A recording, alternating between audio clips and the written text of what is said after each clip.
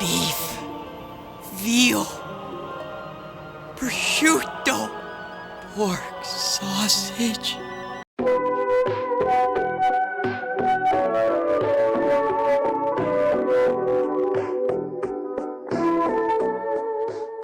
Before we begin, as always, I want to thank all of you Hooties that voted for what episode of Hey Arnold you want me to discuss. And today is the day that we discuss Harold the Butcher. Now, among the Harold-centered episodes, I would have to say that this one is my favorite. Which Harold has finally found what he wants to do in life. Now, whether the show went forward with this is anyone's guess, considering we never see what they're doing as adults, but I'm gonna bet that Harold took over Green's butcher shop after he retires. Heck, we 90s kids deserve a Hey Arnold revival where the characters are adults. And Steely Phil is still alive and healthy as ever. Pookie, on the other hand, anyway, Harold the Butcher, where Harold, desperate for some delicious ham that he shouldn't have been eating, which we'll get to why that is shortly, and he's made to work at Mr. Green's butcher shop until he can work off the price of the ham that he stole, and Harold learns a lot along the way. Now, as all shows that have too many episodes like Hey Arnold, it's gonna be on the short side, so there'll be longer segments of me just rambling about the episode and what I like about it. Maybe throw in some Hooted trivia for those Hoots that don't know and whatnot, just to entertain you Hooties. And for those who wanted me to discuss the other episodes, don't worry, I'll get to those in the future.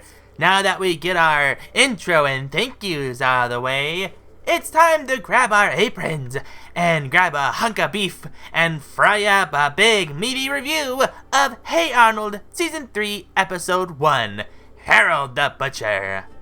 We begin with Harold and Arnold and Sid taking a walk or walking home from school while discussing what they want to do as adults. What do you want to be when you grow up, Harold? Me? I don't want to be nothing. I just want to eat! I'm really hungry! We all know Harold in our lives, not sure what to do with their lives. Heck, I'm sure a few of you Hoots have been or currently are like Harold in this regard. Not sure what career you want to pursue at this current moment. To which I say, watch this episode and then be patient. You'll find that one thing you'll want to go after. You just gotta go out there and try new things, explore your horizons, broaden your minds. Soon, you'll find that thing you've been looking for. You just never know what you'll take an interest in unless you try it. And by that, I mean stuff that's legal, not against the law. I don't want you fellow Hooties to go all, but interrogator Hoots, I didn't know it was illegal. Hoots told me to pursue my dreams, and my dream is illegal organ harvesting. Then I'll go, now interrogator Hoots, I told him to do stuff that's not illegal. Anyways, Harold walks in Mr. Green's butcher shop with his eyes on the ham and lies, saying he's just browsing. But we all know what he's really after. He's after the ham, which, did I mention why Harold shouldn't be eating them? And no, it's not for the reasons you might be thinking, just because he's of the portly persuasion. No, you'll see in just a moment. While Mr. Green plucks a chicken, Harold grabs the ham and makes a run for it. Gasp! Harold, how could you? Mr. Green was preparing that succulent ham for something special, probably. And you swiped it like some ham caper, some fiendish pork poacher, you fiend! Fiend! And besides, how are you gonna hide a ham? Are you gonna stuff it under your shirt with your gut? So Harold decides to hide the ham under his shirt, thinking no one's gonna notice the gigantic ham sticking out of your already bulging belly. Mr. Green asked him if he knew where the ham he just placed on the counter went. Go on, Harold. Tell him how you never saw the ham, and how you're just an innocent bystander or whatever. Your typical Harold lies. Honestly, if I'm being hootin' honest here, keep it a hoot stack. I don't think I would want that ham. Would anyone want a ham that's been rubbed up on Harold's disgusting belly? I'm not being mean or anything. I'm just saying, would you? I know I wouldn't. Chef Hoot would look at this, take one sniff and go, "Are you insane?" before stuffing me and the ham in the garbage Hoot chute, then throwing us toward the sun. That's the kind of Hoot Chef Hoots is. You don't want to mess with Chef Hoots now, would ya? Any Hoots, let's see if Harold can roll a nat 20 in persuasion and get away with a ham. No, we didn't do nothing about a lost ham, right, fellas? We ain't seen nothing. Hey, that looks like my ham. No, Mommy! I'm going to have to call his mommy. And I don't know why, but that just sounds so goofy hearing Mr. Green say, "I'm gonna have to call his mommy." I mean, who would say that? I know it's a kid show, but you could have had him say, "I'm gonna have to call his mom," or mother, or even his mom's real name, Marilyn. We know his dad's name. His mom says it when she's mad at him. Jerry? I don't know. It might just be me, but it sounds just goofy to hear someone as old as Mr. Green say mommy instead of mom or mother or Marilyn. Let me know what you think in the comments below, my fellow Hooties. Speaking of Harold's parents, Jerry and Marilyn give him a stern talking to, and Jerry says that he has to learn a lesson. What kind of lesson? And it's here that we go to the sort of mentor-like figure in Harold's life, Rabbi Goldberg. Now, one of the things I really do like about these Harold-centered episodes is the Jewish music that plays during some scenes in these episodes. It has a lot of personality, and it really helps to add to Harold episodes. I don't know, it's just a nice touch. Harold, I'm disturbed about two things. First of all, you stole.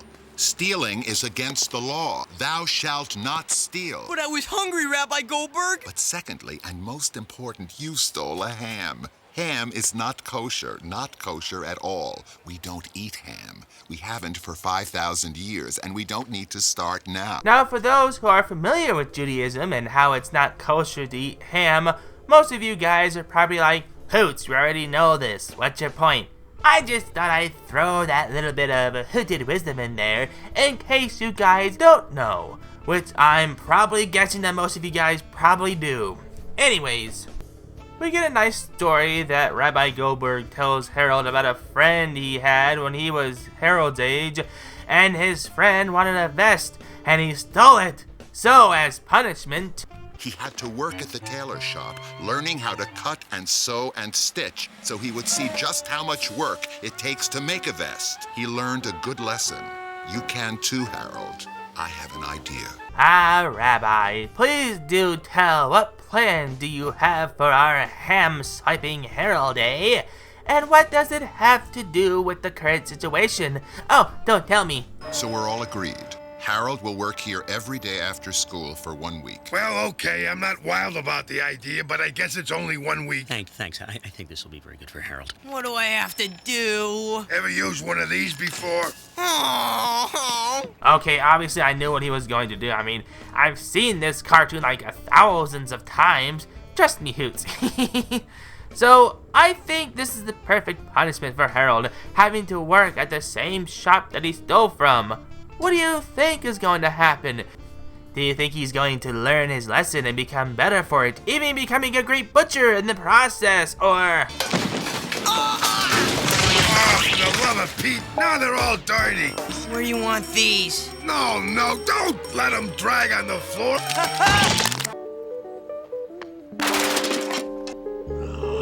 Come on, Mr. Green. You gotta have patience.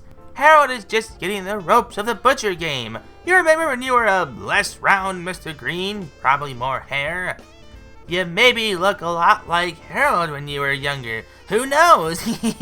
Either way, I'm sure you weren't the pinnacle of butchering perfection. Chopping the meats, rolling them ham bones, making the sausage.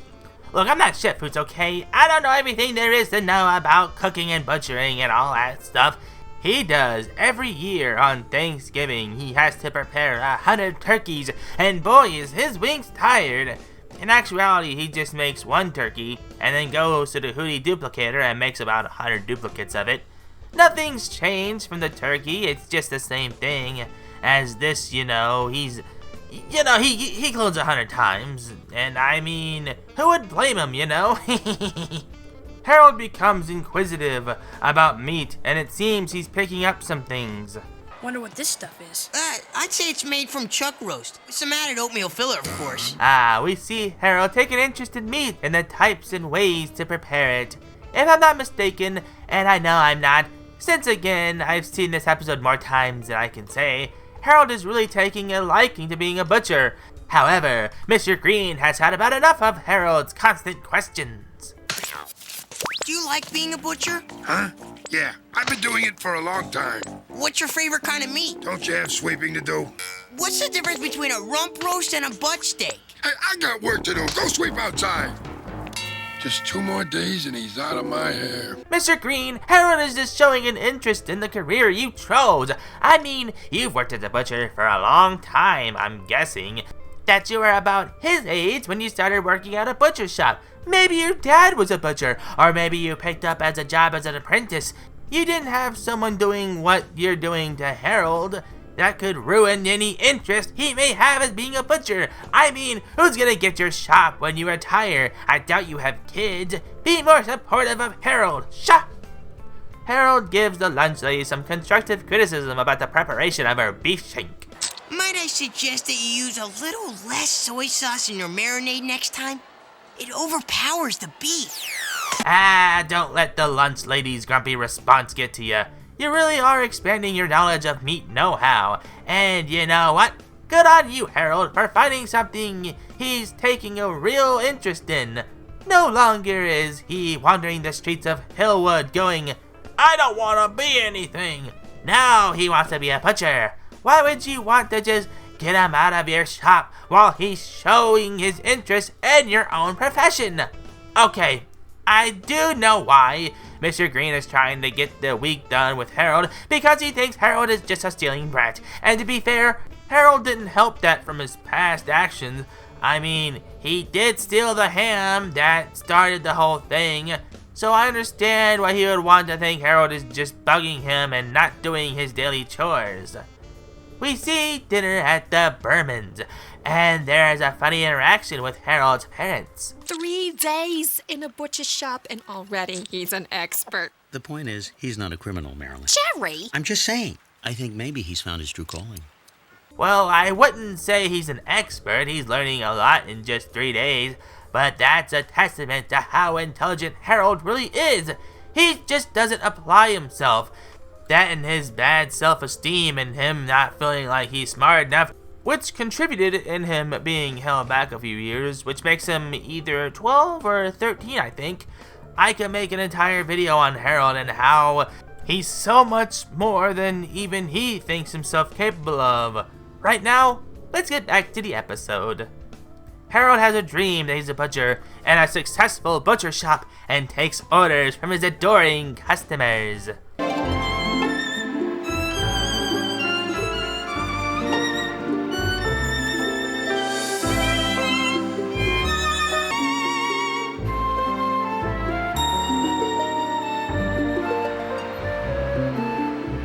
I know you Hooties have had dreams like the dream Harold had. Well, maybe not being in a successful butcher shop, but I'm sure you've had dreams of your dream job and had a dream as awesome as Harold's. Well, at least to you it was awesome. Random rant here, but you should never let your dreams just be dreams. Go after your dreams. Anywho, unfortunately, it's the end of the week, and Mr. Green is too eager to throw him out, and he's just mean here. Maybe I could come and help you out every day. Like be your assistant. Look, Harold, you're a nice kid, but you're really more trouble than you're worth. Now, I gotta get ready for my big annual meat sale this weekend, and I don't have time for this. But I can help you. I said no. No, thank you. Good night, Harold. See, this is something that I hated about Mr. Green in this episode. I get it that he was never a fan of the idea of Harold helping around the shop and him making a mess, but he really improved in the few days that he was there. All you had to do was notice that Harold was really taking an interest in being a butcher, and maybe encouraged it instead of just throwing him out when the week was done, which I thought he was there for only 3 days. How the heck is the week up if he only worked 3 days? Did he just skip past 2 of them days? Or did Mr. Green shorten the days he had to help around the shop to get rid of him that fast? If that's the case, that was just mean, Mr. Green. I rhymed there. And he has the gall to ask if he's still out there. Still out there, huh? Uh-huh. Oh, like you care. What? You don't want him standing across the street? You're the one that booted him out when he was just taking an interest in a career. You know, something that you're currently doing right now. You weren't with us at the start of the episode, so you don't know how Harold not wanting to do anything when he grows up, and when he finally finds a career to work up to, and the fact that he was learning at this at his age mean that he would have been an expert before he graduated high school. Then he would have probably skipped college and went straight to working at a butcher shop, since he probably knows more enough to work as a butcher. Did you not think that Harold might be of some help during your big sale? Which, speaking of which, the day of the big sale is here, and he's swamped with customers. Wow, it's almost like you really need help. You know, from someone that knows a thing or two about meat and being a butcher. Maybe someone that has a passion for being a butcher. But oh, that particular person is more trouble than he's worth. You hear that, Mr. Green? It's called the consequences of your actions, and you're swamped by customers when you could have used Harold's help. It's Arnold's turn to pick up Grandma's order and ask if he's busy. No, I'm in a hammock. I'm taking a nap on a nice spring day. Yeah, I'm busy. I'm swamped. But what can I do? It's my annual meat sale. Well. You said Harold was too much trouble than he's worth. Wait, I already ranted about that. But still, that's what you deserve for crushing Harold's dream. Shame. Arnold said he's gonna get help for him and runs off. Hopefully he gave Grandma her order before going to get help from Mr. Green. You gotta get that in the fridge or freezer before it goes bad. Anywho, who is Arnold going to get to help Mr. Green with his big sale? Oh, no, Harold. I already told you. You're more trouble than you're worth. You couldn't possibly be any help. Mr. Green, you're clearly way over your head here. Stop whatever ego trip you have and just let Harold help you, okay? Mr. Blue? It's Green. Where are my briskets? I told you we're out of brisket. Okay, Harold. Here's your chance. Prove to Mr. Green that you can help him. Maybe there's still some brisket left or something. Actually, Mr. Green, I think you have some extra brisket in the back freezer where you keep the diced lamb. You know what? You're right. There are briskets there. I bet Mr. Green forgot about the extra brisket. And he said Harold was more trouble than he was worth. So after finally getting the clue that he needs Harold's help, he lets Harold help with the store. And just look how fast the line went with Harold's help. I really don't get why he was so against Harold's help. I can see how he doesn't see how Harold has taken a liking to being a butcher. I guess you can make the argument that he's too busy preparing for the big sale to see that Harold's new interest in being a butcher, or he sees Harold as a nuisance and just wants him out of his hair. Well, what's left of his hair. The point I'm trying to make is, Mr. Green should have really seen how Harold wants to be a butcher, but he still sees Harold as a bad kid. Here's a hypothetical for you. What if the reason Harold acts the way he does is because people like you assume things from him and he doesn't have the best self-esteem? So he has a why bother mindset, so he doesn't apply himself when Harold is clearly a lot smarter than even he thinks he is. I'm just saying, maybe don't assume things from kids. But since he finally sees Harold's talent, he reminds Harold that he said he could help for today only. And as he was walking out, this happens. Hey. Huh? What are you doing Mondays after school? You mean? That's right. You're my new apprentice butcher. Really? See you Monday, kid. Now that's how you end an episode. However, we don't know if Harold still works there in future episodes. They just seem to drop this as there's literally no mention of Harold working at Mr. Green's after this episode, which I don't really like. I wanted to see him working at Mr. Green's, or maybe him talking about how his job is. You know, just a little convo with Stinky and said like, "Oh, I can't go to Dino Land today. I gotta make sausage for work. We're doing half off on bratwurst and Mr. Green wants to get a head start." I'm just saying, it would be nice to have some updates on good episodes from time to time. And not just treat episodes like they stop at the end. Helga on the Couch is another good example of what happens after. But that's one of the problems with shows that are episodic. Plots don't go past one episode. And I get it. There doesn't have to be a long-running plot line in shows like Hey Arnold, like shows like Steven Universe, where it starts out episodic, then a plot line slowly forms, adding intrigue and mystery to the series.